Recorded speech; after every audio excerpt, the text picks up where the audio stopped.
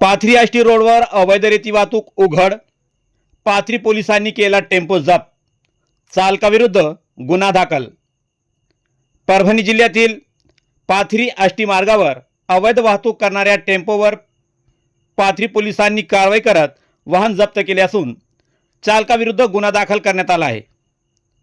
शुक्रवार दिनांक 13 मार्च 2026 रोजी पाथरी पोलीस ठाण्याचे कर्मचारी विष्णू बालासाहेब वाघ, पोलीस शिपाई 1601 बक्कल नंबर, सह पोलीस निरीक्षक सोमनाथ नरके व पोलीस हवालदार कांबळे बक्कल नंबर 1376 व पोलीस शिपाई घुगे बक्कल नंबर 680 व चालक सह पोलीस उपनिरीक्षक संजय चव्हाण हे मौजे रेणाखडी येथे शेत रस्ता मोजणीच्या बंदोबस्तासाठी गेले होते।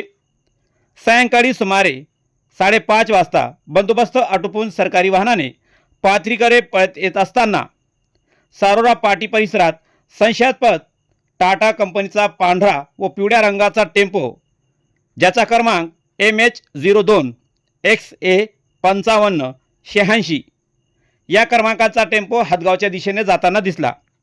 पोलिसांना संशय आल्याने वाहनाचा पाठलाग करून टेम्पो थांबवून तपासणी केली असता झडती दरम्यान टेम्पोमध्ये अंदाजे 1 बरास रेती आढळून आली आहे। चालकाकडे रेती वाहतुकीसाठी कोणताही अधिकृत परवाना नसल्याचे स्पष्ट झाल्याने पाथरी पोलिसांनी टेम्पो जप्त केला असून ते पाथरी पोलीस ठाण्याच्या आवारात लावण्यात आले आहे।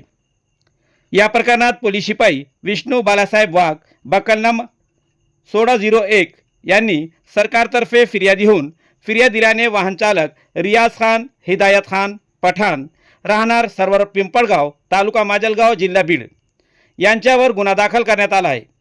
या संदर्भात पोलीस शिपाई विष्णू बालासाहेब वाघ बक्कल नंबर 1601 यांनी दिलेल्या फिर्यादीवरून पाथरी पोलीस ठाण्यात भारतीय न्याय संहिता BNS 2023 च्या कलम 303(2) अन्वय गुन्हा क्रमांक 0130/2026 नोंदविण्यात आला आहे।